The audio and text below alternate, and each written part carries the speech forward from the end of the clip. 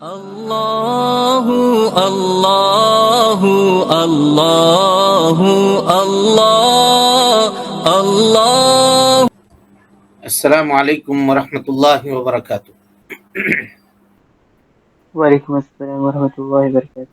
ان الحمد للہ نحمده ونستعینه ونستغفره ونعوذ باللہ من شرور انفسنا ومن سیئات اعمالنا، من يهده الله فلا مضل له ومن يضلل فلا هادي له، واشهد ان لا اله الا الله وحده لا شريك له، واشهد ان محمدا عبده ورسوله، اما بعد فان خير الحديث كتاب الله، وخير الهدي هدي محمد صلى الله عليه وسلم، وشر الامور محدثاتها، وكل محدثة بدعة، وكل بدعة ضلالة، وكل ضلالة في النار۔ محترم حاضرین، سامعین و سامعات، ناظرین و ناظرات، بلوغ المرام کے اس درس میں آپ تمام حضرات کا خیر مقدم ہے۔ اللہ رب العالمین ہم سب کے مل بیٹھنے کو قبول فرمائے، علم دین، علم نافع سیکھنے، اس کے مطابق عمل کرنے، اس کی دعوت عام کرنے اور اس راستے میں آنے والی مصیبتوں کے اوپر اللہ رب العالمین ہم سب کو صبر کی توفیق نصیب فرمائے۔ محترم حاضرین، سامعین و سامعات، ناظرین و ناظرات، اللہ رب العالمین کے فضل اور اس کے توفیق سے باب البر والصلہ کی ابتدا کل کے درس سے ہم لوگ کر چکے ہیں، اور اس میں پہلی حدیث حافظ ابن حجر العسقلانی رحمۃ اللہ علیہ نے جو ذکر کی ہے باب البر والصلہ کی، وہ ہے حضرت ابو ہریرہ رضی اللہ تعالیٰ عنہ راوی حدیث ہیں۔ کہتے ہیں کہ اللہ کے نبی صلی اللہ علیہ وسلم نے فرمایا، من احب، جو شخص یہ پسند کرے یا جس کو یہ بات پسند ہو، ان یبسط لہ فی رزقہ، کہ اللہ تعالیٰ اس کے رزق میں کشادگی کر دے، رزق میں اضافہ کر دے، وان ینسأ لہ فی اثرہ، اس کو درازی عمر عطا فرمائے، لمبی عمر عطا فرمائے، فلیصل رحمہ، تو اسے چاہیے کہ وہ اپنے رشتہ داروں کو جوڑے، رشتہ داری کو کاٹنے سے بچے۔ اور اس سلسلے میں بات آپ کے سامنے ہو چکی ہے، تفصیلی گفتگو کل کے درس میں آ چکی تھی، اور یہ چیزیں آئی تھی کہ جب انسان کے کو اللہ رب العالمین کتنی روزی دے گا، یہ باتیں اللہ نے لکھ دی ہیں، اور اس کو دنیا کے اندر کتنی عمر ملے گی یہ بھی اللہ نے لکھ دی ہے، تو پھر اللہ رب العالمین عمر کے اندر اضافہ کیسے کرے گا، یا کوئی صلہ رحمی کرے گا تو اس کے عمر میں اضافہ کیسے ہوگا؟ تو کل اس کی تفصیل آپ کے سامنے آ گئی تھی، جو چیزیں باقی تھیں انشاءاللہ آج کے درس میں ہم اس کو مکمل کرنے کی کوشش کریں گے۔ اصل بات یہ ہے کہ تمام اسباب کو پیدا کرنے والا اللہ رب العالمین ہے، اور اس اللہ رب العالمین کا یہ وعدہ ہے کہ جو شخص اپنے رشتہ داروں سے حسن سلوک رکھے گا اور اس کے تو اللہ رب العالمین اس کے رزق میں کشادگی عطا فرمائے گا، اس کے عمر میں اضافہ عطا فرمائے گا۔ اور یہی وعدہ اللہ رب العالمین کا اہل ایمان سے بھی ہے کہ اگر ایمان لانے والے ایمان لاتے ہیں اور عمل صالح کرتے ہیں تو ان کو جنت ملے گی، ان کو جنت ملے گی۔ تاہم اللہ رب العالمین نے ہر ایک انسان کے بارے میں یہ لکھ رکھا ہے کہ یہ جنت جائے گا یا جہنم جائے گا۔ یہ فیصلہ اللہ کا ہو چکا ہے پہلے سے، میرے بارے میں بھی، آپ کے بارے میں بھی، پوری دنیا والوں کے بارے میں بھی۔ نبی صلی اللہ علیہ وسلم نے فرمایا، اعملوا، عمل کرو، فکل میسر لما خلق لہ، ہر آدمی کے لیے وہ عمل آسان ہوگا جس کے لیے وہ پیدا کیا گیا۔ لیکن ہم کو اور آپ کو یہ معلوم نہیں ہے کہ میرا نام کس رجسٹر میں ہے، یہ معلوم نہیں ہے، لیکن یہ ضرور معلوم ہے کہ اگر ایمان لائیں گے، نیکی کریں گے، عمل صالح کریں گے، اللہ کی فرما برداری کریں گے، نبی صلی اللہ علیہ وسلم کی سنتوں کے مطابق عمل کریں گے، رشتہ داروں کے حقوق ادا کریں گے، اور اسی طریقے سے اللہ کے بندوں کے حقوق ادا کریں گے، تو اللہ رب العالمین جنت دے گا۔ اور ہم کو یہ بھی خوب اچھی طرح سے معلوم ہے کہ اگر ہم شرک کریں گے، اللہ کے ساتھ کفر کریں گے، بدعتوں کا ارتکاب کریں گے، گناہوں کا ارتکاب کریں گے، تو ایسی صورت میں اللہ نماز نہیں پڑھیں گے تو ایسی صورت میں اللہ رب العالمین اٹھا کے جہنم میں ڈال دے گا۔ اب یہ دونوں راستے ہمارے سامنے ہیں، اس کو ہم نے اپنے چوائس سے اختیار کیا ہے، کیونکہ ہم کو پتہ نہیں ہے۔ کوئی آدمی یہ نہیں کہہ سکتا کہ بھائی اللہ رب العالمین نے اگر میری تقدیر میں یہ لکھ دیا ہو کہ ہم جہنمی ہیں تو ہم کو کون بچا لے گا، اور میری تقدیر میں اگر یہ لکھ دیا ہو ہم جنتی ہیں تو ہم کو کون بچا لے گا۔ تو ایسا نہیں ہے، اللہ نے آپ کی تقدیر میں یہ بھی لکھا ہے کہ آپ کو کتنی روزی ملے گی۔ تو کوئی آدمی اگر اپنے گھر میں سویا رہے صبح سے لے کر کے شام تک اور کام کرنے کے لیے نہ جائے، محنت و مزدوری کرنے کے لیے نہ جائے، تو چھپر پھاڑ کے روپے کی گڈی اس کے اوپر نہیں گرے گی، سب کو معلوم ہے۔ زمین پھاڑ کر کے کوئی خزانہ اس کو ہاتھ نہیں لگے گا، محنت کرنی پڑے گی۔ اسی طرح سے جنت جانا ہے تو محنت کرنی پڑے گی، اور اگر کوئی آدمی معصیت کرتا ہے، اللہ کی نافرمانی کرتا ہے، گناہوں کے کاموں کو انجام دیتا ہے، تو آدمی جہنم جائے گا۔ یہ سب کے سب کلیئر ہیں ہم لوگوں کے سامنے۔ تو اسی اللہ رب العالمین نے، جس نے ہمارا اور آپ کا نام فیصلے کے ساتھ لکھ دیا ہے کہ یہ جنتی ہے یہ جہنمی ہے، اللہ تعالی ہم سب کو جنتی بنائے اور جہنمی ہونے سے ہم سب کو محفوظ رکھے اور بچا کے رکھے۔ ہمیشہ یہ دعا کرتے رہنی چاہیے جی، پتہ نہیں کون آدمی کس وقت فتنے کے اندر مبتلا ہو جائے، اور خاتمہ بالخیر کی دعا ہمیشہ انسان کو کرتے رہنی چاہیے کہ اللہ رب العالمین جب بھی اٹھائے دنیا سے تو ایمان کی حالت میں اٹھائے، ایمان کے اوپر کوئی آنچ نہ آنے پائے، ایمان برقرار رہے۔ اس حال میں اللہ رب العالمین ہمارا اور آپ کا حشر کرے۔ بہرحال تو اسی اللہ نے اسباب کو پیدا کیا، کہا کہ ایمان اور عمل صالح جنت میں جانے کے اسباب میں سے ایک سبب ہے۔ بالکل اسی طرح سے اللہ رب العالمین نے رزق میں اور عمر میں اضافے کا سبب کس کو رکھا؟ صلہ رحمی کو رکھا، صلہ رحمی کو رکھا۔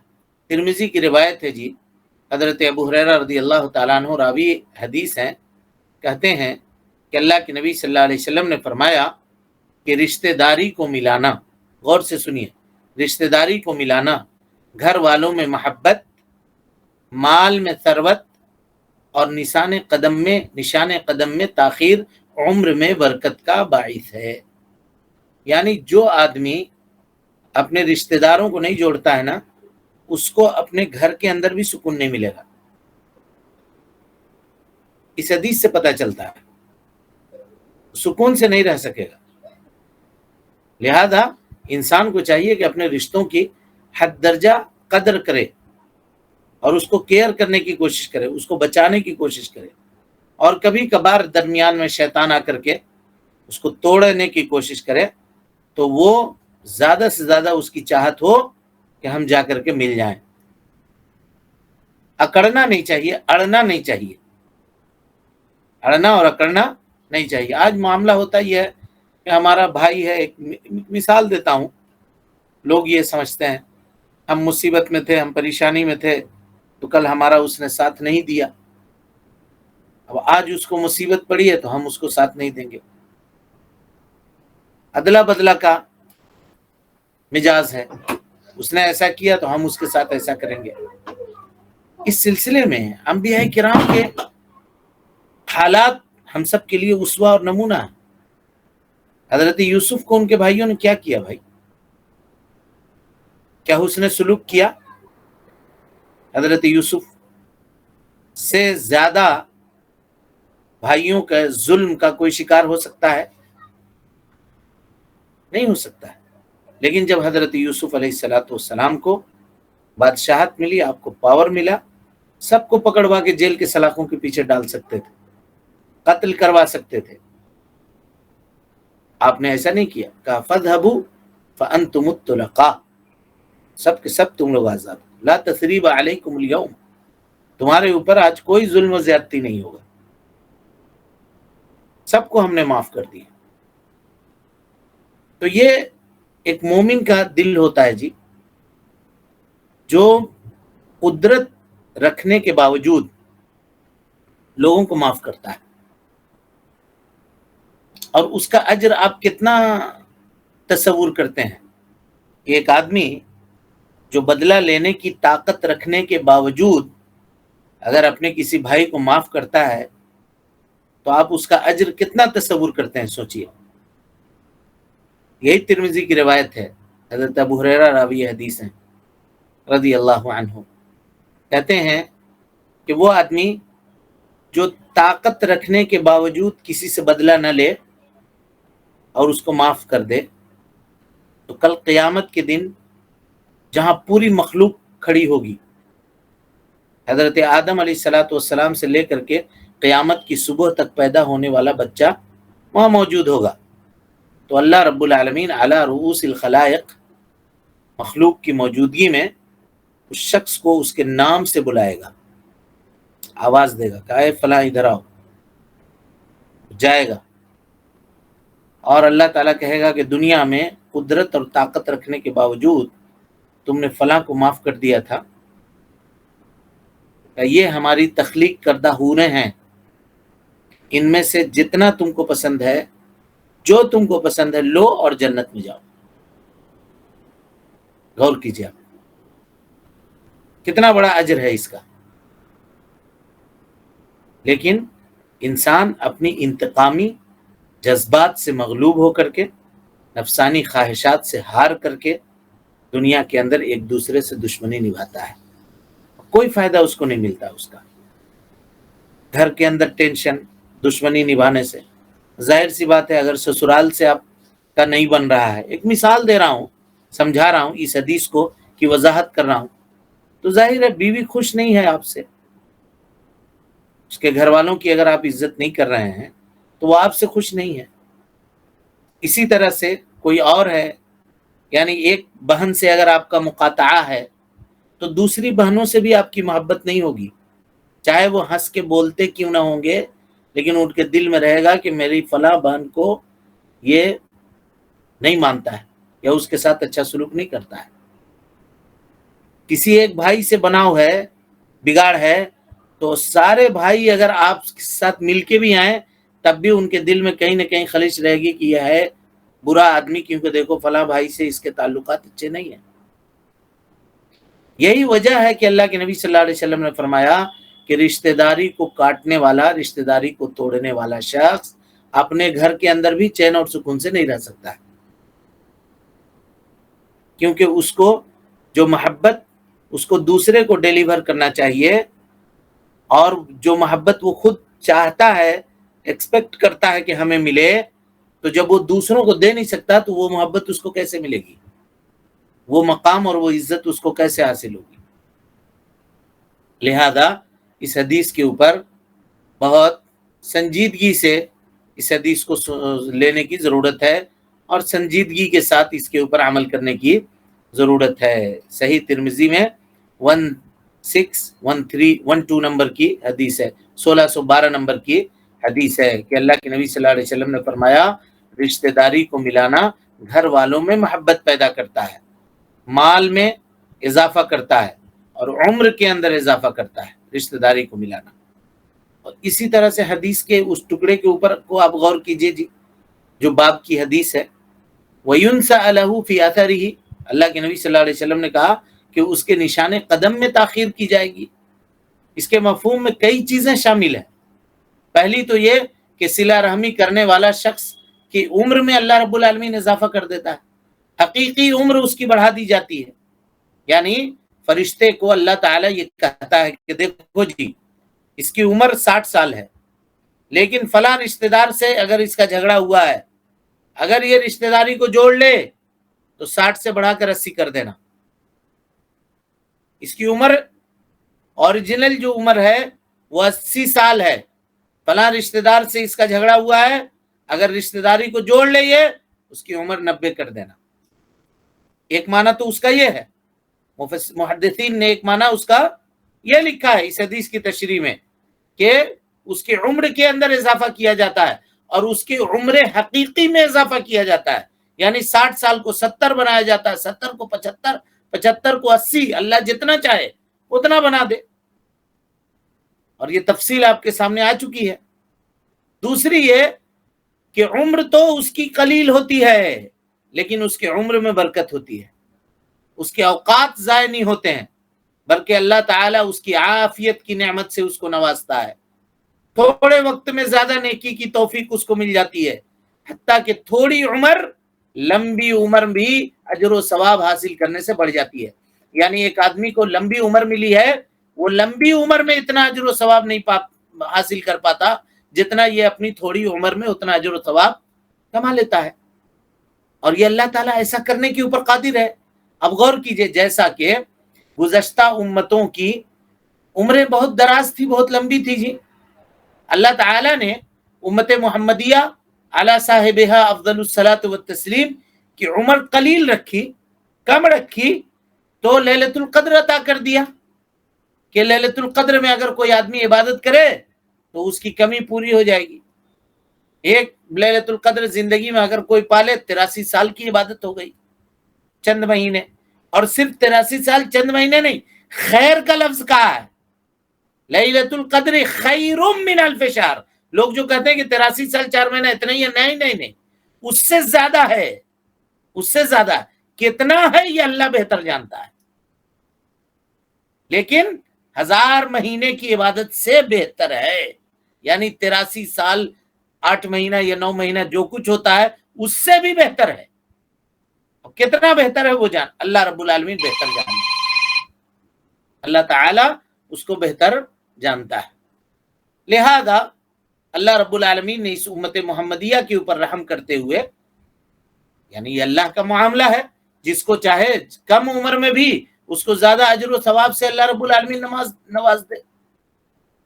اور یہ بات آپ سمجھ لیجئے کہ اگر ایک آدمی کو 1000 سال کی بھی عمر مل گئی، 1000 سال کی بھی، اور اس کو اگر نیکی کی توفیق نہ ملی تو اس کو سمجھنی چاہیے کہ اس کی عمر گھٹ گئی، اس کو بیکار، اس کی زندگی برباد ہو گئی۔ اور جس کو عمر تھوڑی ملی، 30 سال 40 سال کی عمر ملی، لیکن اللہ تعالیٰ نے اس کو نیکی کی توفیق دی، اللہ تعالیٰ نے صلاح و تقوی کی توفیق عطا فرمائی، تو اس کو یہ سمجھنا چاہیے کہ اس کی عمر اس کے کام آ گئی، اور ثواب کو اس نے حاصل کر لیا، نیکی کو اس نے حاصل کر لیا۔ اسی طرح سے تیسری چیز یہ کہ اسے اعمال کی توفیق ملتی ہے، ایسے اعمال کی توفیق ملتی ہے کہ مرنے کے بعد بھی اسے اس کا اجر و ثواب پہنچتا رہتا ہے۔ یعنی کئی توجیہ علماء نے بیان کی کہ اس کے اثر کے اندر اس کے نشان قدم میں تاخیر کی جاتی ہے۔ اس کا کیا مطلب ہے؟ ایک تو کہا کہ حقیقی اس کی عمر میں اضافہ ہوتا ہے، اس کی مثال ہم نے آپ کو دی۔ دوسرا یہ ہے کہ عمر قلیل ہوتی ہے، لیکن اللہ تعالیٰ اس قلیل عمر میں بھی اس کو کثیر نیکی کی توفیق دے دیتا ہے، یہ دوسرا معنی ہوا۔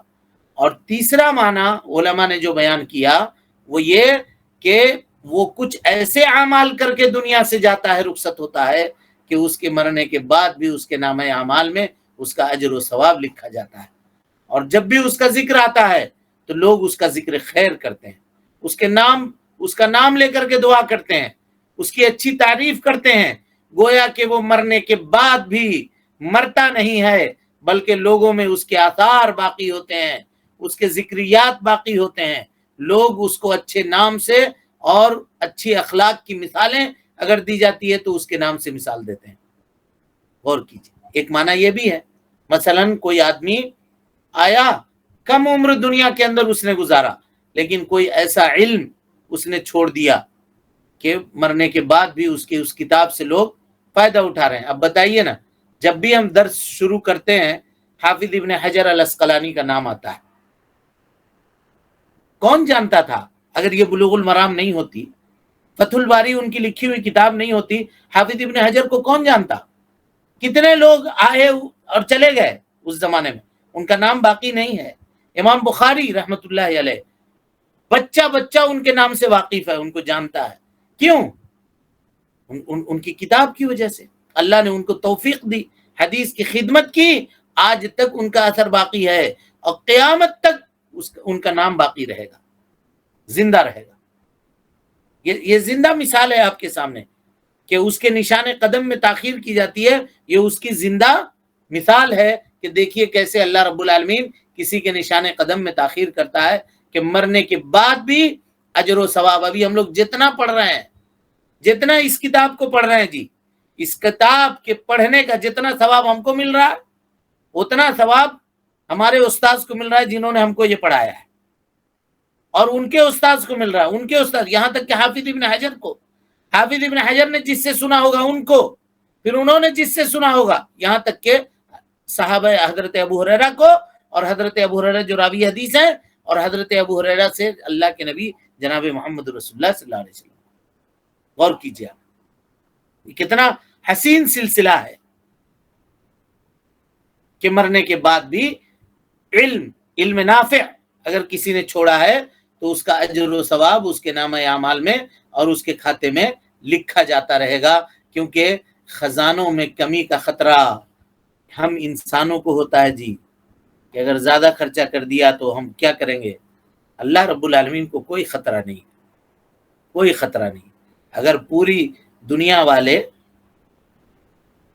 حضرت آدم علیہ السلام سے لے کر قیامت کی صبح تک آنے والے سب ایک زمین پہ کھڑے ہو کر کے اپنی اپنی آرزویں اللہ کے سامنے پیش کر دیں، اور اللہ تعالیٰ ان کے تمام آرزوؤں کو پوری کر دے، تب بھی اللہ کے خزانے میں اتنا بھی کمی نہیں ہوگا جتنا ایک چڑیا، گوریا جس کو کہتے ہیں، وہ سمندر میں چونچ مار کر کے جو نکالے چونچ، اس کی چونچ میں جتنا پانی لگا ہے اتنا بھی کم نہیں ہوگا اللہ کے خزانے میں۔ اللہ کے پاس خزانوں کی کمی ہے، جتنا چاہتا ہے، جس کو چاہتا ہے، جب چاہتا ہے نواز دیتا ہے، عطا کر دیتا ہے۔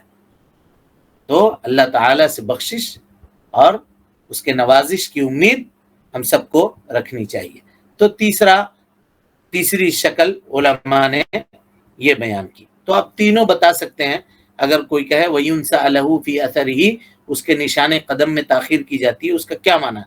کہ یہ ایک تو حقیقی طور پہ اس کی عمر میں اضافہ ہوتی ہے، 60 سال کا ہے تو 10 سال بڑھا کے 70 کر دیا، 5 سال بڑھا دیا، 3 سال بڑھا دیا، 2 سال بڑھا دیا، جتنا اللہ چاہے اتنا بڑھا دیا۔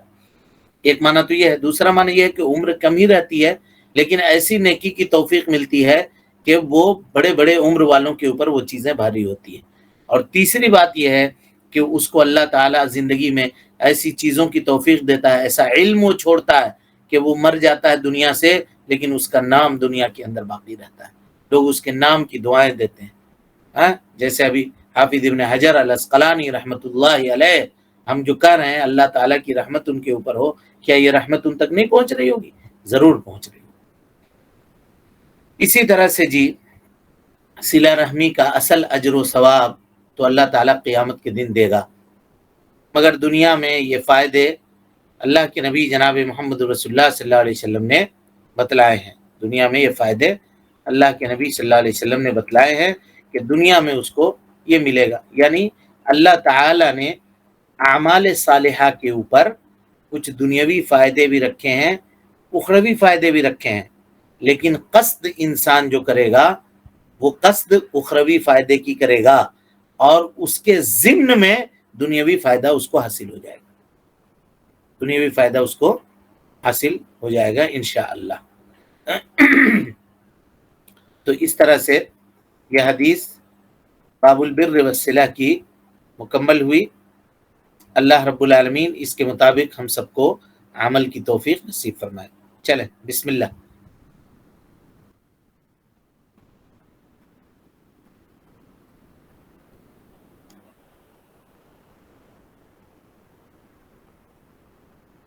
چلیے، کیا کوئی نہیں ہے پڑھنے والے؟ الله وحده والصلاة والسلام على من لا نبي بعد أما بعد فأعوذ بالله من الشيطان الرجيم بسم الله الرحمن الرحيم وعن جبير بن مطعم رضي الله عنه قال قال رسول الله صلى الله عليه وسلم لا يدخل الجنة قاطع يعني قاطع رحم متفق عليه۔ سیدنا جبیر بن مطعم رضی اللہ عنہ سے روایت ہے کہ رسول اللہ صلی اللہ علیہ وسلم نے فرمایا جنت میں قطع رحمی کرنے والا داخل نہیں ہوگا، بخاری و مسلم۔ جی، جب صلہ رحمی کرنے کے فوائد ہم لوگ جان چکے حدیث ابو ہریرہ میں، تو اب اس کے بعد حافظ ابن حجر العسقلانی رحمۃ اللہ علیہ اس حدیث کو ذکر کرتے ہیں یعنی رشتہ داری کو توڑنے کا کیا انجام ہے، وہ اس حدیث کے اندر اللہ کے نبی صلی اللہ علیہ وسلم نے بیان فرمایا ہے۔ راوی حدیث جبیر ابن مطعم رضی اللہ عنہ ہے۔ ان کا پورا نام ہے جبیر ابن مطعم ابن عدی ابن نوفل ابن عبد المناف ابن قصی قریش کے زمانے کے بڑے عزت دار آدمی تھے، یہ بھی اور ان کے ابا بھی۔ کسی کو ان کے والد کے بارے میں کوئی واقعہ معلوم ہے جی؟ جبیر ابن مطعم کے والد کے بارے میں، مطعم ابن عدی کے بارے میں؟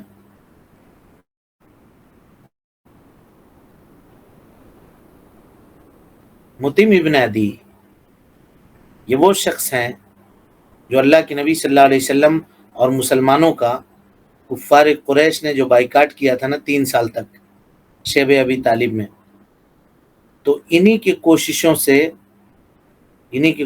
سے اور انہوں نے ہی اس صحیفے کو پھاڑا تھا،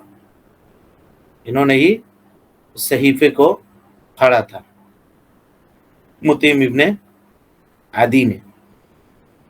اور اسی طریقے سے مطعم ابن عدی نے اللہ کے نبی صلی اللہ علیہ وسلم جب طائف گئے تھے اور طائف سے جب واپس لوٹے تو زید ابن حارثہ کو، مکہ کے آپ بارڈر پہ کھڑے تھے، مکہ داخل نہیں ہو سکتے تھے، جان کا خطرہ تھا، ہو سکتا ہے کفار قریش حملہ کر دیں، تو آپ صلی اللہ علیہ وسلم نے حضرت زید ابن حارثہ کو بھیجا تھا کہ جاؤ مکے میں کہنا کہ محمد صلی اللہ علیہ وسلم مکہ کے باہر کھڑے ہیں، کوئی پناہ دیتے ہو؟ محمد صلی اللہ علیہ وسلم کو اس کی پناہ، اس کی گارنٹی اور اس کی ذمہ داری پر اللہ کے نبی صلی اللہ علیہ وسلم مکہ آئیں گے۔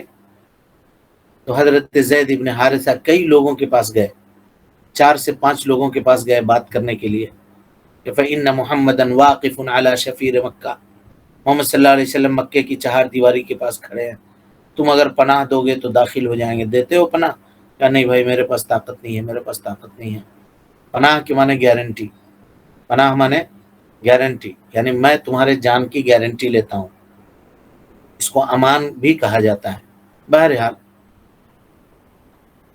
اور آج کل کے زمانے میں بھی وہ چیزیں ہوتی ہیں، جیسے کوئی ڈپلومیٹ ہوتا ہے، ایمبیسی کا آدمی ہوتا ہے، تو اس کو کچھ استثنائی کیفیات حاصل ہوتی ہیں۔ بہرحال پناہ کا مطلب یہ ہے کہ گارنٹر، یہ شخص میرا مہمان ہے، اس کو اگر کوئی نقصان پہنچائے گا تو مجھ کو نقصان پہنچائے گا، یہ مطلب ہوتا ہے۔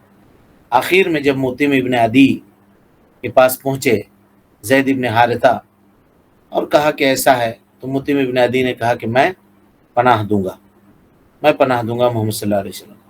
اور ان کے 4 بیٹے تھے، ان میں سے ایک ہیں یہ جبیر ابن مطعم ابن عدی، صحابی رسول، فتح مکہ میں مسلمان ہوئے۔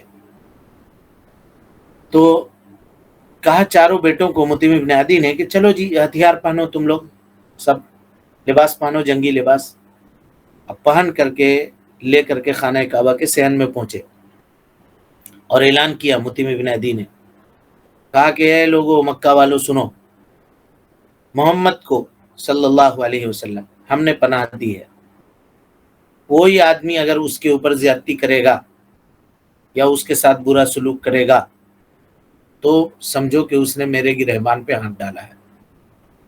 ابو جہل تھا، کفر کا سرغنہ، آگے بڑھا، کہا تم پناہ دیے ہو، تمہاری پناہ کی کوئی حیثیت نہیں ہے، ہم چھوڑیں گے نہیں اس کو۔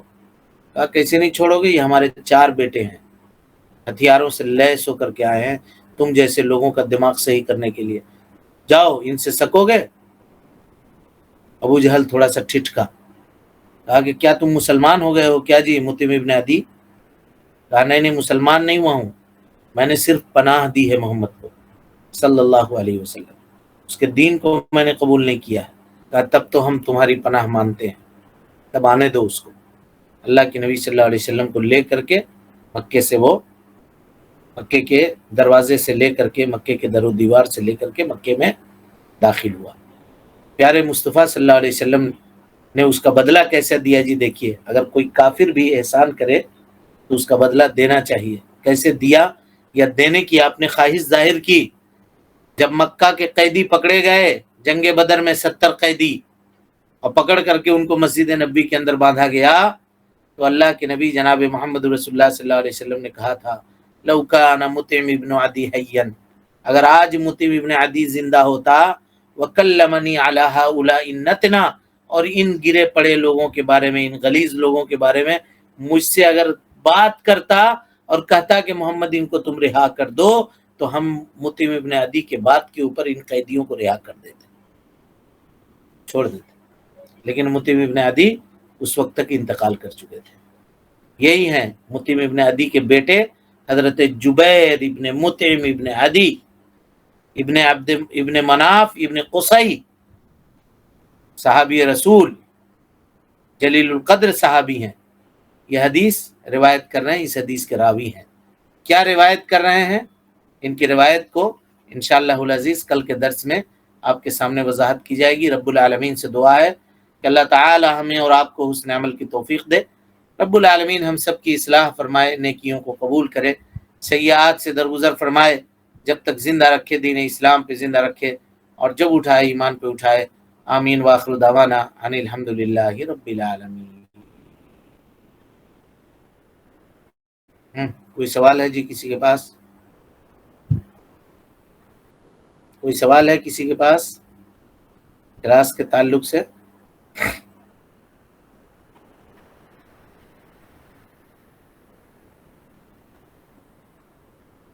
ہاں جی، حدیثیں سمجھ میں آ رہی ہیں سب کو؟ جی الحمدللہ۔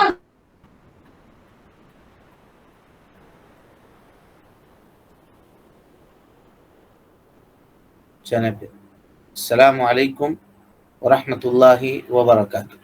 اللہ اللہ اللہ اللہ اللہ